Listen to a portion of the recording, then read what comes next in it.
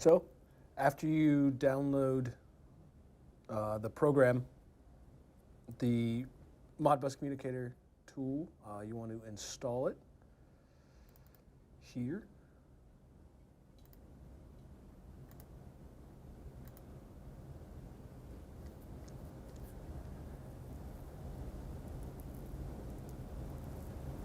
And wait, please.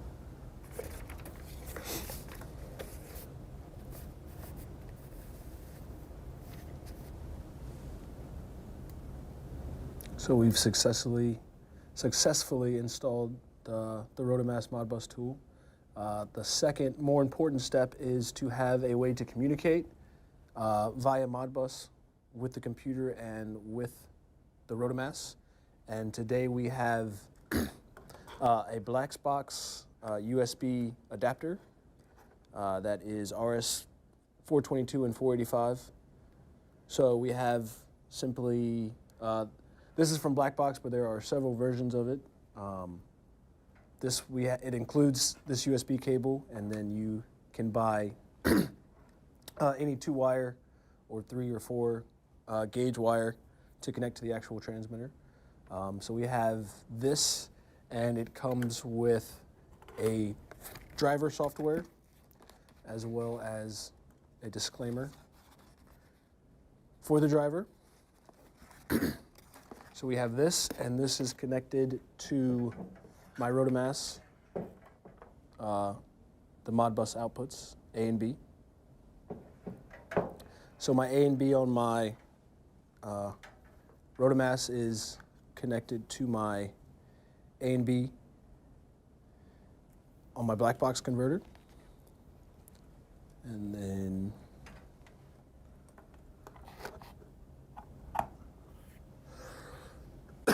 so right now it is installing the driver software so that I can communicate with this computer.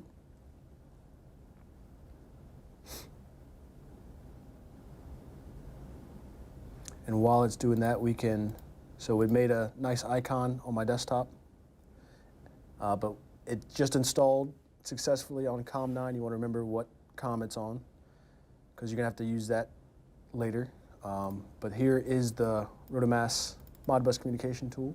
So we double click it, read the license agreement, accept it. So first thing we want to do is check the initial settings on the ROTAMASS and see what Modbus settings it has in place. So I hold down set. It asks you if you want settings enabled. I pressed set again. So we want to scroll down to detailed setup. Scroll down with the arrow, the far right arrow,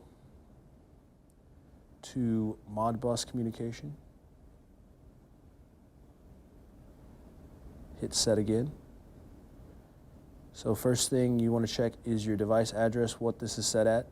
So the device address is 1. And so to escape, we press the left 2 buttons. And then we scroll down, see what your baud rate is set at. It's set at 38,400. Escape.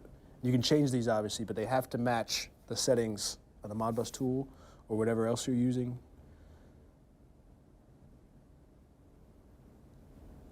Your Modbus mode is RTU.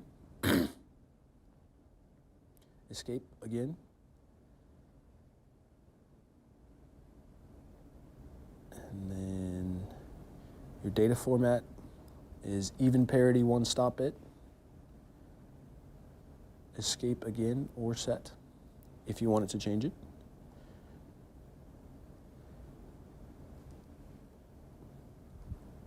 And then we're going to go, so this isn't required, but if you wish, you can initialize the settings you just have, but as you set them and change them, they change anyway, but this is just another way to make sure they do.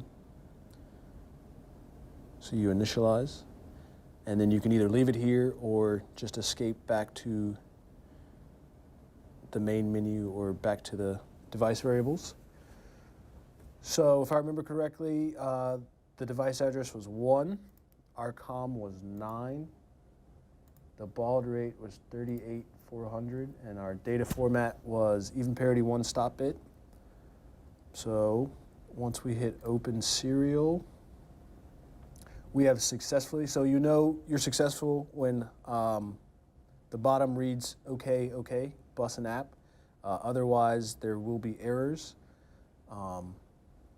So this is, if you've ever used our field configuration tool, FieldMate, or any configuration tool, it should look very similar because the menus break down the same.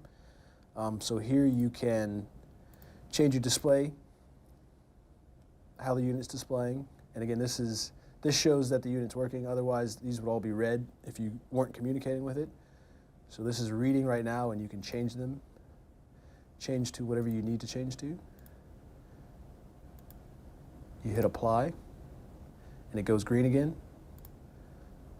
Your display format, and again, this is just all the parameters that you can set with, say, a handheld communicator or with FieldMate communication or any kind of software configuration tool. You can do this with Modbus, via Modbus with the Modbus tool, and that's basically it. You can check. That's all I got.